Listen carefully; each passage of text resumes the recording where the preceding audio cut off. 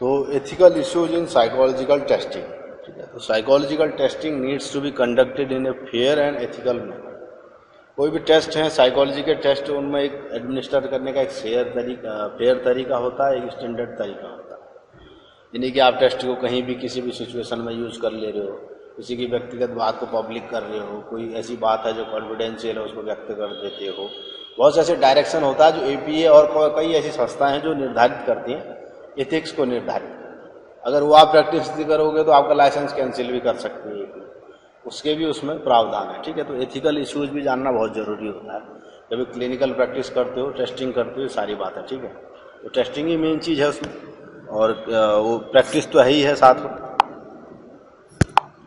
तो कॉन्फिडेंशियलिटी सबसे बड़ी बात है, गोपनीयता भी सबसे पहले होनी चाहिए, ठीक है। गोपनीयता कैसे बरकरार रखनी है, एपीए के प्रिंसिपल नंबर 5 में ये बात, अमेरिकन साइकोलॉजिकल एसोसिएशन सबसे पहली बात ये कहता है कि भाई गोपनीयता रखो, ठीक है। गोपनीयता कैसे रखनी है और क्या ऐसी बातें हैं जो कंसल्टेशन के दौरान हुई हैं और क्या बातें शेयर जो नहीं करनी, वो बात इसके अंदर आती है, ठीक है। और नंबर 2 हो गया इन्फॉर्म्ड कॉन्सेंट। भाई जो भी आप करते हो उसका कॉन्सेंट पूरा पता होना चाहिए, ठीक है, दोनों ही पक्षों में। Before individual undergo assessment they should give their consent and whatever the purpose have the right to withdraw it. तो उनके साथ कॉन्सेंट होना चाहिए, पहले से ही वो बात पक्की होनी चाहिए जिसके साथ आप टेस्टिंग कर रहे हो ना।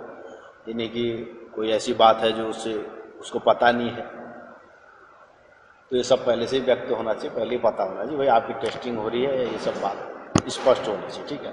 और नंबर 3 हो गया क्या, लेबलिंग का, ठीक है। After the psychological testing person is often subject with certain mental disorder.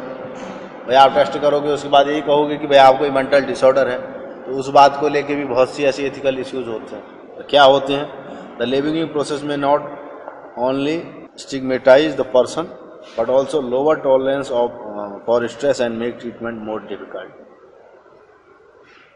तो लेबलिंग प्रोसेस में भी बहुत केयरफुलनेस बरतनी होती है, आपने क्या बात किस ढंग से करनी है।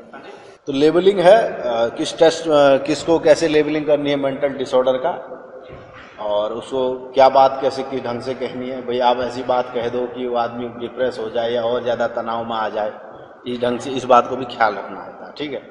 और डेटा प्रोटेक्शन, और जो भी डेटा लिया उसका प्रोटेक्शन, उसकी सुरक्षा भी जरूरी होती है, ठीक है।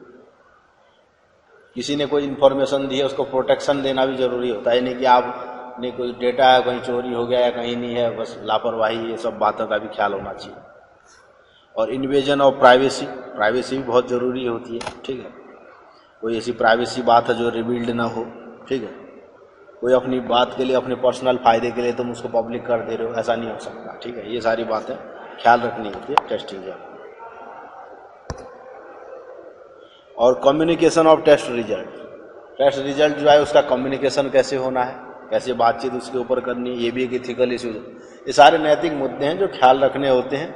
इसी में आपका एक अच्छे आप काउंसलर कहलाते हो, इन चीज़ को ख्याल रख के, ठीक है। और इन मानकों को फॉलो करोगे तो आप अच्छे काउंसलर बने रहोगे। अगर उसमें गड़बड़ी पाई जाएगी तो हो सकता है आपका जो संघ है वो लाइसेंस भी ले सकता है वापस, है। तो ये सारी बातें ख्याल रखनी जरूरी होती है। Individuals who take psychological test anticipate that the results will be shared with them. Yet the practitioners often do not include one-to-one feedback as part of the assessment. और जिससे भी आप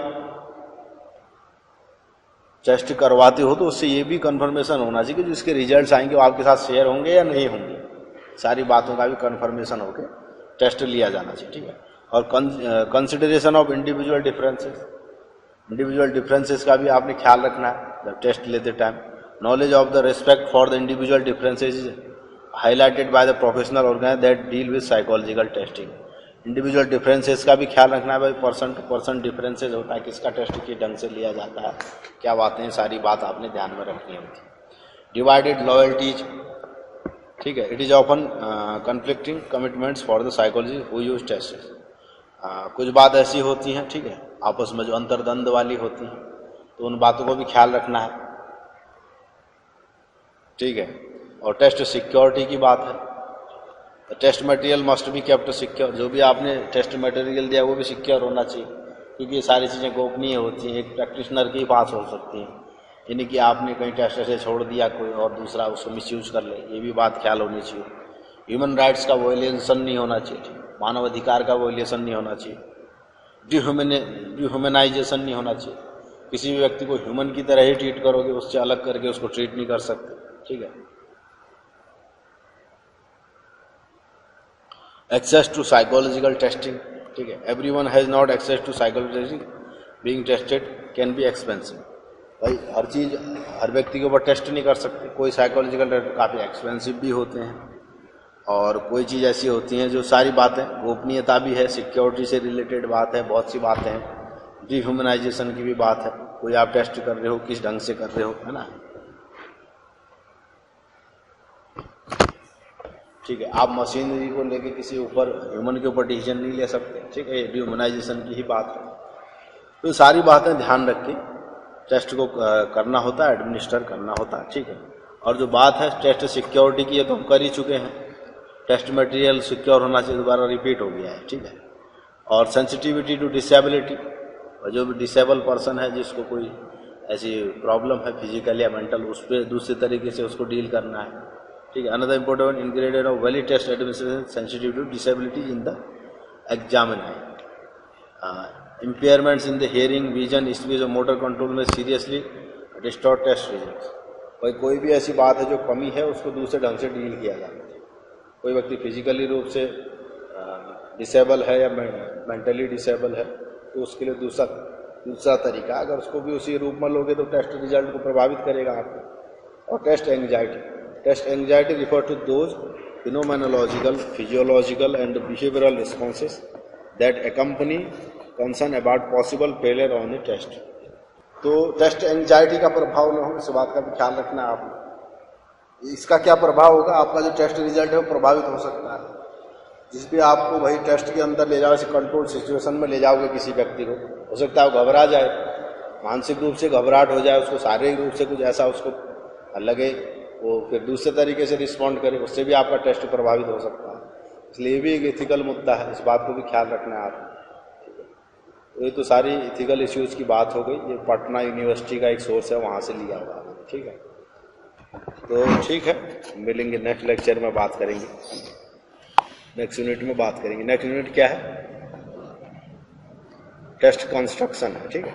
तो नेक्स्ट यूनिट में अब फिर इसकी बात करेंगे।